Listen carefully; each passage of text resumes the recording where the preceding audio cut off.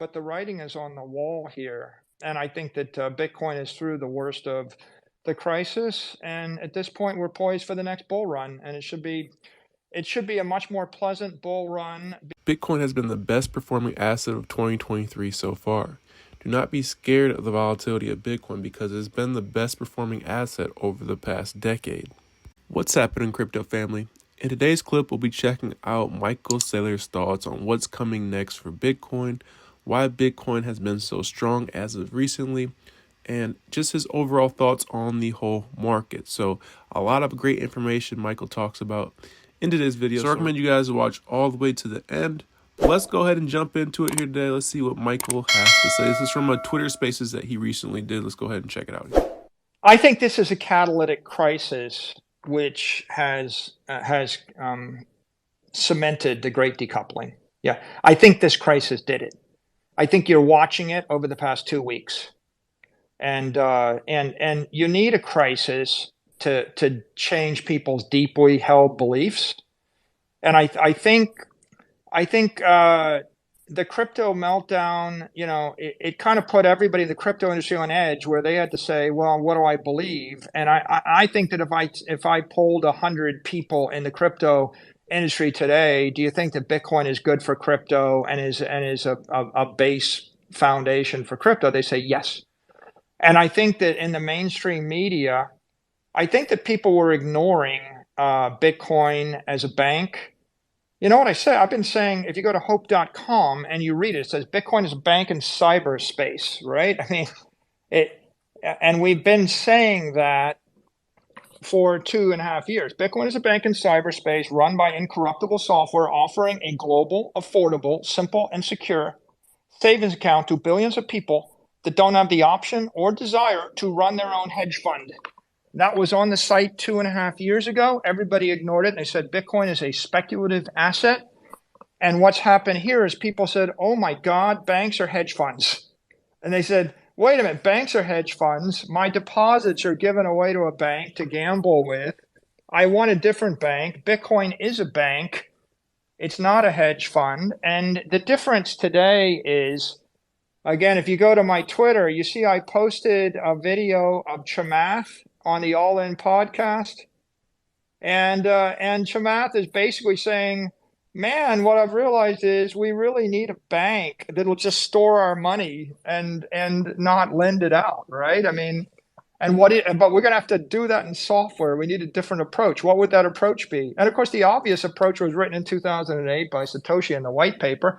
It's just that the entire world is having a hard time embracing the idea of Bitcoin as a bank, and the value of a non-sovereign monetary asset, which is orthogonal to the currencies of the world and is absolutely scarce. And so I think, Scott, we rotate from the narrative of crypto is Bitcoin and Bitcoin is speculation to the narrative of what Bitcoin is actually a risk-off asset, and it's a bank in cyberspace run by incorruptible software, and it represents an alternative to the existing 20th century fractional banking system.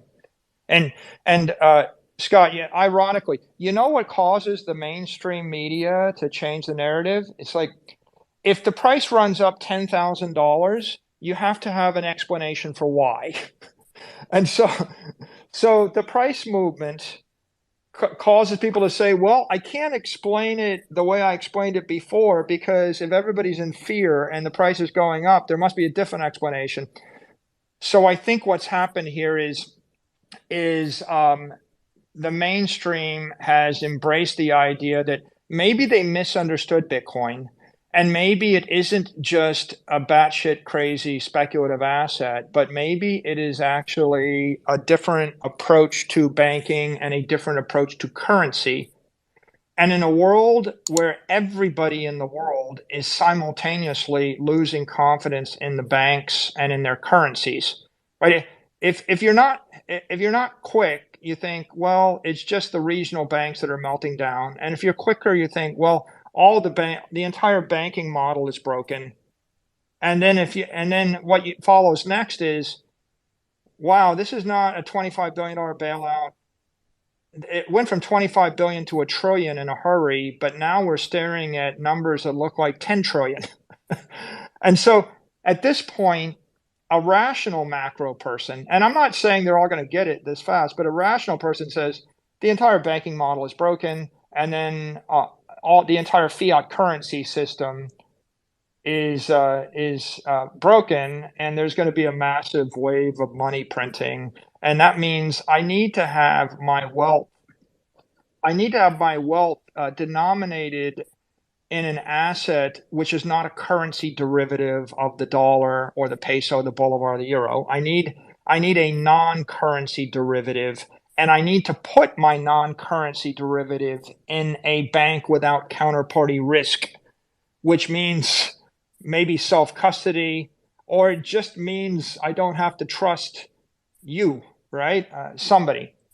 And so I think it's big catalytic change, Scott. And we're still early. Like, I'm not sure everybody else would say what I just said, but the writing is on the wall here. And I think that Bitcoin is through the worst of the crisis. And at this point, we're poised for the next bull run. And it should be a much more pleasant bull run because everybody, Scott, there is a special place in hell in my mind for people that loan out their Bitcoin and then borrow the Bitcoin and then sell the Bitcoin short so they can speculate and then lose the Bitcoin, right? And I'm not going to say who might have done that, but everybody that thought it was a bright idea to rehypothecate Bitcoin and sell it short or naked or lose it, they've all been bankrupted in the past 12 months.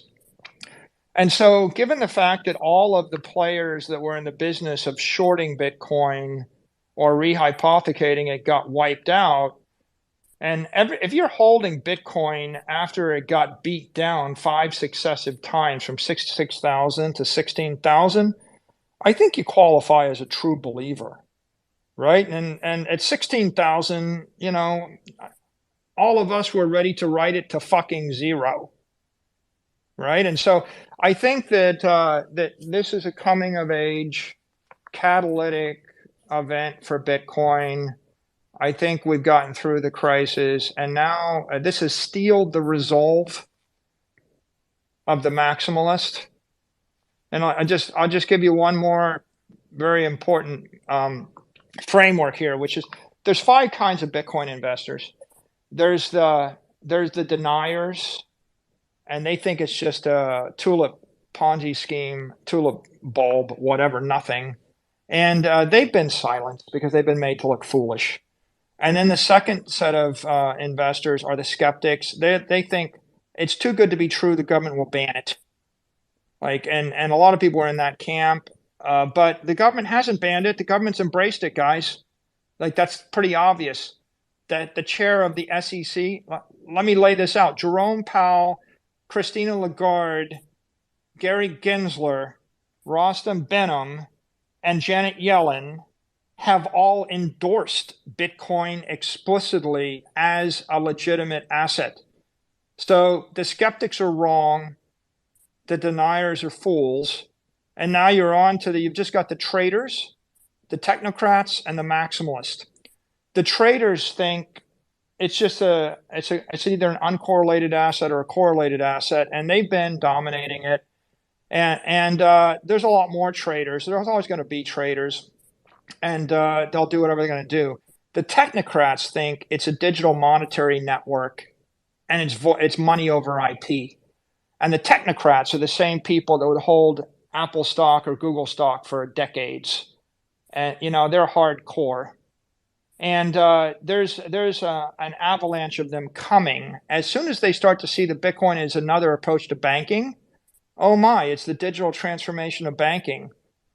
Well, and then the maximalist, and here I have a much less controversial view of maximalist. If you believe that Bitcoin is an instrument of economic empowerment, if you think it's an ethical good thing for 8 billion people, you're a maximalist. It's just a monetary protocol that gives property rights to 8 billion people that cannot be seized. That's my definition of maximalist.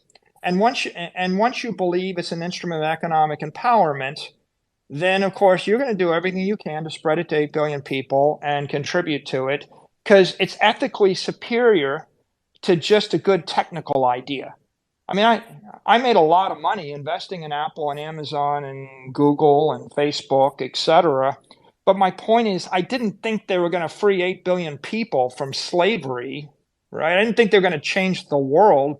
I just thought they made the world somewhat better, right? And ultimately, they're companies, and companies are corruptible because they have a management team and they're run by people. Bitcoin's a protocol. And so a protocol is what allows you to be a commodity, not a security. And I think what's happening here is the deniers are gone, right? There's a nail in their coffin. If you're a denier like a Peter Schiff, right, you have no credibility left.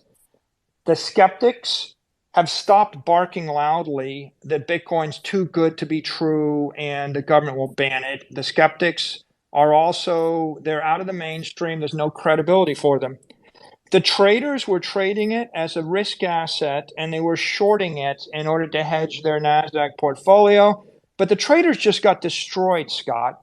The traders that were short Bitcoin got wrecked. And the traders, the crypto traders are all out of business. They're all bankrupt. And the mainstream traders are looking at this thing saying, I'm going to short this at my own risk. And now you've just got technocrats. And then you've got maximalists. And we're 1% of the journey.